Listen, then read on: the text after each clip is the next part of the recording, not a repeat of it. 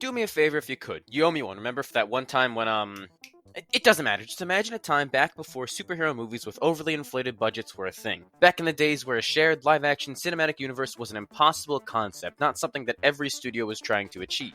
Back in the late 90s to early 2000s when animated series were all the craze. While some superhero movies were being made, the animated medium was the primary way people were getting introduced to these characters. Personally, I grew up watching reruns of a lot of these classic shows. They were incredibly formative on making me the person I am today. You really just had to be there, and if you weren't, that's honestly a skill issue. For many superheroes, an animated series was the only way they'd be adapted from the comics. The format lent itself to telling these stories and doing them justice in a way that live action never could, and studios caught on to this. 1992 was the most important year for this, with both Batman and the X-Men getting their very own animated series, two shows that would become incredibly influential to the entire industry. It kicked off a boom period for animation that hasn't been matched up until right now. Despite a dip in both quantity and quality over the last decade, comic-inspired cartoons have been making a return recently and things are looking better than ever. We are truly living in a new golden age of superhero animation and I couldn't be happier. As much as I love when these stories and characters are adapted into live action to see how things would look in the real world, it's hard to argue against the benefits of animation. In live action, you're limited by technology and realism.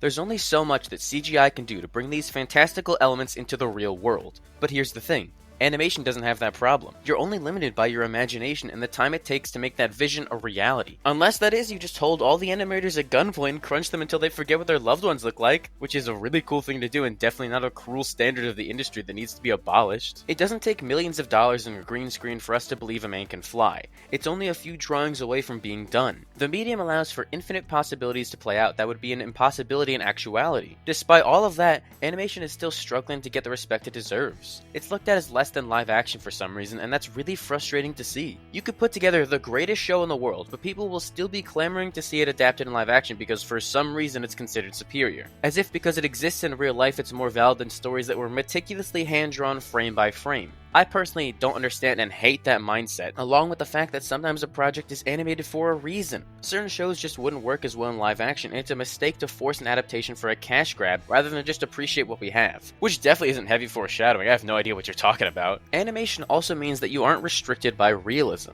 Artists can play around with different styles that fit the tones and characters they're adapting in ways that are physically impossible in live action. Why would you want to work with realism anyways? That's boring. Look at this picture, it's so gray and dirty, yuck.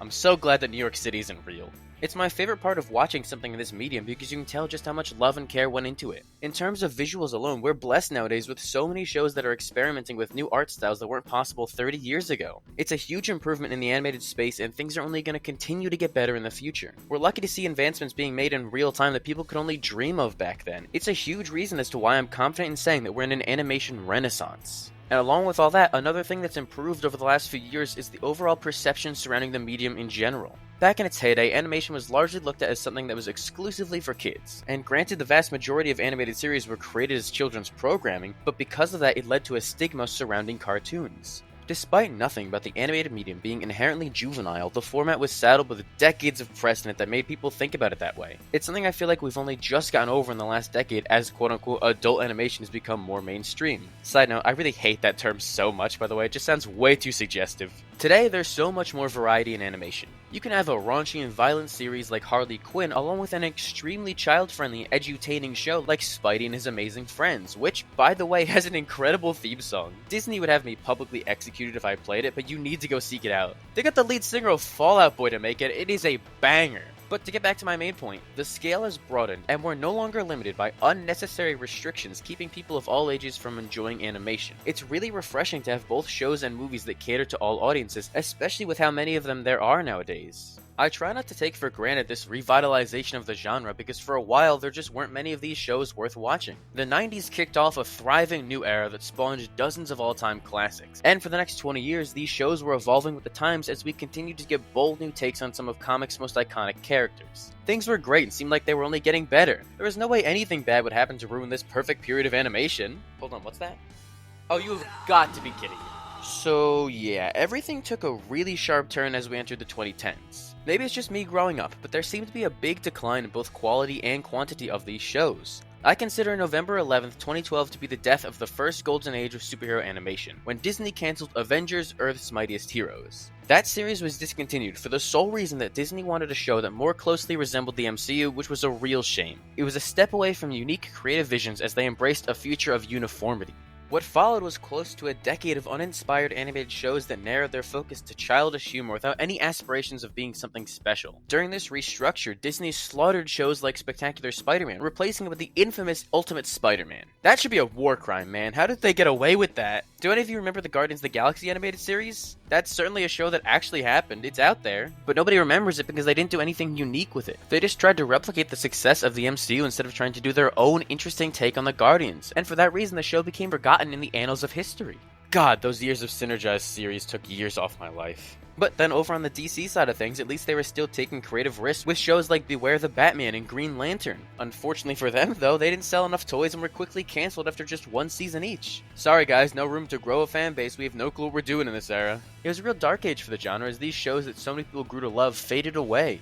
DC stuck to their direct-to-streaming movies, and Disney made so many shows that make me shudder at just the thought. The reputation for animation slowly faded away until there was hardly anything to latch onto and look forward to. The format wasn't being utilized to its full potential, which sucked on so many levels. If it wasn't like 12 years old at the time, that probably would have radicalized me into doing something dangerous. Slowly but surely though, we've returned to form as tons of new excellent animated superhero shows have started popping up over the last few years. I like to credit the sudden rebirth of the genre with the release of Into the Spider-Verse. I don't actually have any sources that can prove that, this is more just on vibes alone, but it's easy to see how things have changed. A beautifully stylized film that all ages can enjoy and received unparalleled critical praise. It won a whole Oscar, people were taking this movie seriously. The bar was raised higher than ever and it forced everyone to do what they could to try and meet it. After taking a few years to restructure, both companies have come back with multiple different animated series that are finally living up to the potential for what the format can offer. Looking at what we've gotten recently, we've been spoiled with so many great shows. And in my humble opinion, 2024 has become the single best year for animated comic book shows, and it isn't even over yet. Don't believe me? You know what, that's fair, I'm literally just a guy with a microphone, but let's just look back at what this year has had to offer.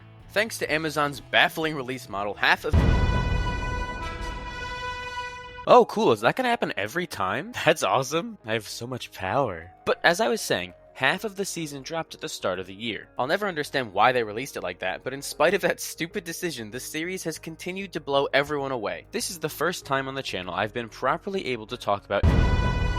that never gets old. But God, is this show insanely peak. And while the animation does leave a little more to be desired, it more than makes up for that in its writing. The series acts as a commentary on the entire genre as they subvert expected tropes with some of the best storytelling I've seen in years. At a time where there is an overabundance of comic book movies and shows, it's nice to have something that can deconstruct these stories with fascinating twists. Exploring the broken bond between a father and son is heartbreaking to watch, and they never lose sight of that. No matter how many insane, otherworldly elements are thrown at us, the characters are all grounded in real human emotion, and it's beautifully tragic to watch. This is a show that is so good, they managed to make the concept of the multiverse feel fresh and new in its execution, which is an incredibly impressive task. I've made it my goal to avoid spoilers from the comics and enjoy the show for what it is, and I've been having a blast. It's really fun to not know the stories being adapted like how I do with Marvel and DC. With a show like...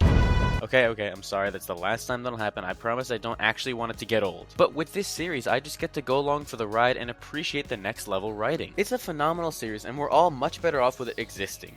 Okay, so remember that foreshadowing I did earlier? Here's where I'm going to talk about that. So there's a live-action Invincible. Whew, I was worried it would happen there. But a live-action movie is in the works for some reason. And I could not care less about that. We already have a perfect adaptation in this series here. Why do we need to see it in live action? I just don't think Invincible is exactly a character who can work in movies, because this is a character with hundreds of different comics they're all pulling from for this one show. And it works there because you can pace yourself. You can take an entire season to get to big moments and know that there's still going to be more in the future to look forward to. With a movie, you only have 2 hours to pack so much story into, which means they're either going to have to cut some of it out for later, and the movie's going to feel incomplete, or they're going to rush it all in and they're not going to do it justice. I don't want this to be bad. I hope it's good, but I do not have any positive feelings about it because it seems pointless to me. It feels like the animated series isn't good enough for them, and they want to continue to milk this cash cow with a movie. That show is beloved for good reason. They're just trying to leech off of its success with a movie just for the sake of making one. I don't know, that's my rant over. I just don't see the point in making live action.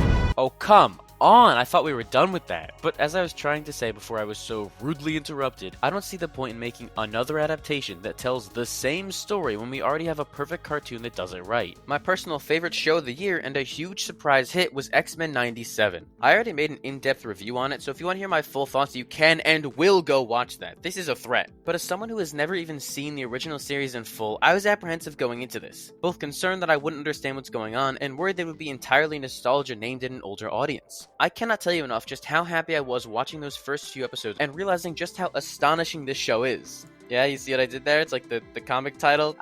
Never mind. Forget it. It's not as important as this series because it is a huge turning point for Marvel Studios. It was their first project that has nothing to do with the MCU in any regards, and they prove that they can deliver on thrilling animation. From the gorgeous throwback art style brought to life with new technologies that make it look better than ever, to exciting action and electrifying stories, X-Men 97 delivered in every aspect. Most importantly though, they were able to show the general public just how cool Cyclops is, and for that alone this show is a masterpiece. It's more than just nostalgia as they build on what came before, all while standing alone and telling these new and powerful stories. The show perfectly balanced the civil rights allegories with the messy soap opera drama in a way that finally did Marvel's mutants right. They created the X-Men adaptation I've always dreamed of and got me bouncing around the room excited for season 2. Another show that came out this year was Hitmonkey. Hitmonkey? Oh yeah, they did make 2 seasons of a Hitmonkey show on Hulu.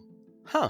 Isn't that neat? Listen, I've clearly been slacking and haven't seen this yet, but it's on the list now. That being said, I have only seen positive reviews from the 12 people who have watched, and that's great. It's targeted towards an older audience, which adds some more variety in the genre. I think that's always a good thing. Nando over on the Nando Cut did a video a few months back that put the show on my radar, so I really recommend watching that if you want to hear more, because I got nothing. So I think it's best we just move on before I continue to embarrass myself. A show that I'm very capable of talking about, though, is My Adventures with Superman. In a time where Superman has been terribly represented in the mainstream with dark, brooding, and mostly evil takes on the character, My Adventures of Superman dared to ask, what if we just, made Superman act like Superman? And wow, did it work! I've made it very clear that Season 1 was already my favorite Superman adaptation, and I'd go as far as to say that Season 2 managed to surpass its predecessor. Everything that was already working the first time around is amped up and even better, all while criticisms from the previous season are addressed and improved. We still have the hopeful and optimistic tone that I've been dying to see for the character, and they've gone and pulled back on the mechanical villains with some actual superpowered characters for Superman to fight. I also adore these versions of Clark, Lois, and Jimmy so much. They're modern updates to these classic icons that manage to keep the core of the character intact. Season 2 upped the ante by including both Supergirl and Brainiac, and to nobody's surprise, they were also my favorite adaptations of each character. I won't spoil the twist because I really need you all to watch this show so that it goes on for 80 more years and outlives me, but the way they handle Kara here is fantastic. They subvert expectations by building a new and exciting dynamic between her and Clark. She needs to be protected at all costs because Kara is our most important national treasure. The anime-inspired animation also allows for some truly gorgeous shots that I had my jaw dropped at times. They really cooked here. Out of all the shows I've mentioned so far, this one definitely has my favorite style. With Lex Luthor properly introduced and Superboy on the way in Season 3, I cannot wait to see where they go from here.